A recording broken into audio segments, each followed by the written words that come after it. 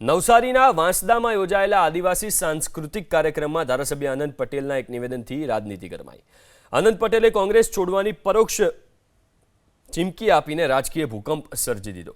જાહેર મંચ પરથી આનંદ પટેલે સ્પષ્ટ કહ્યું કે જો કોંગ્રેસ આદિવાસીઓ સાથે અન્યાય કરશે તો કોંગ્રેસ પક્ષ છોડી દેશે। સમાજ માટે જરૂર પડે પક્ષ છોડવાની પણ તત્પરતા દર્શાવી આનંદ પટેલે કહ્યું કે ન્યાય મેળવવા માટે તે હંમેશા આદિવાસી સમાજ સાથે રહેશે। કોઈ પણ લોભ કે લાલચ વગર આદિવાસી સમાજનું કામ કરવાનો આનંદ પટેલે દાવો કર્યો।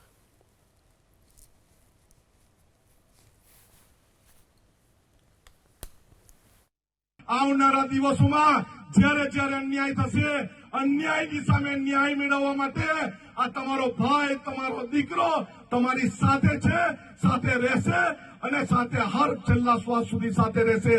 આગળ પણ મેં કીધું છે, મારી પાર્ટી જ્યારે પણ આદિવાસી સમાજ પર અન્યાય કરશે, અમને પાર્ટી છોડી દેતા વાર નથી લાગવાની। આદિવાસી સમાજમાં રહેલો છું, જન્મેલો છું, મરીશ પણ આદિવાસી સમાજમાં અને ગ્રામ્ય વિસ્તારમાં જ। અમને કોઈ લોભ, લાલચ, કોઈ ભૂખ નથી।